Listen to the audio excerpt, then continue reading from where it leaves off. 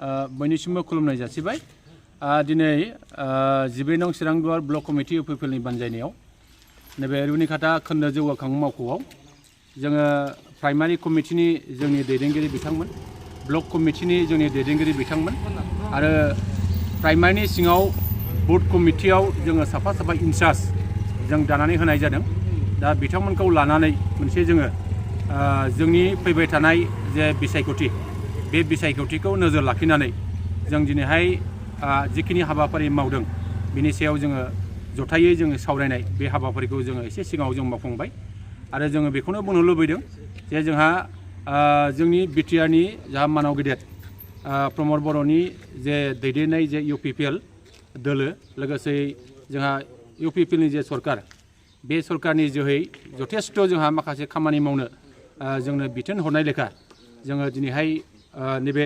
गुदि जे खामानिफोर बे खामानिखौ जोङो मावगासिनो दङ थांनाय समाव जोङो बुथ सल' अभियान बे हाबाफारिखौ जोङो मावबाय आरो लोगो लोगोनो आरो जोंहा दा माखासे खामानि मावनो जोंनो बिथोन हरदों जे फेज वाइज जोंहा खामानि मावनो जोंहा दा बिथोन हरदों बे फेज वाइज खामानिफोरखौबो जों दिनैनिफ्राय जागायबाय आरो जों आसा खालामनो हायो बे खामानिफोरखौ जोङो गुसुं समनि गेजेरावनो जों मावफुंनो हागोन आरो जोंनि दैदेनगिरिफ्रा निस्सय बिनि सायाव रोंगौथि दंजोबो आरो जोङो फ्लुयेन्टलि खामानि मावनो हागोन आरो मोनफ्रोमबो खामानिखौनो जोङो सम मथे जोङो मावनो सिगांदों आरो साफ्रोमबो जोंनि दैदेनगिरिफ्रा बे खामानिखौ सम मथे मावनानै जोंनिसिम लाबोनो हागोन आं बेखौ मिजिं खालामदों आसा आरो मिजिं खालामनो हायो जे आरो जोंहा नैबे खामानिफोरखौ जोंनि थाखानाय दैदेनगिरिफोरजों लोगोसे दा जोंनि दोलोआव गुबुन गुबुन दोलोनिफ्राय हाबफैनाय बिथांमोनहाबो बे खामानिखौ जोङो जथायै मावनो जोङो सिगांदों आसा आरो खालामो जों मोनफ्रोमबो खामानिखौ जोङो सम मथे मावनानै जोङो जोंनि थांखियाव जों सौहैनो हागोन आं बेखौ मिजिं खालामो नोंथांमोननि नैबे 14 चिरांदुवार हिसाबै नोंथांनि इउपिपिएल दोला जेसेबांसो साखाफोरा बेखौ बिसायख'थिनि थाखाय बे बाथ्राखौ बुंनांगौब्ला जोङो गिबियै जोङो थांनाय 2020 मायथाइयाव नैबे जोंनि 14 नं चिरांदुवार समस्तियाव जों देरहासार जानो हादों थांनाय 2021 मायथाइनि जे जोंहा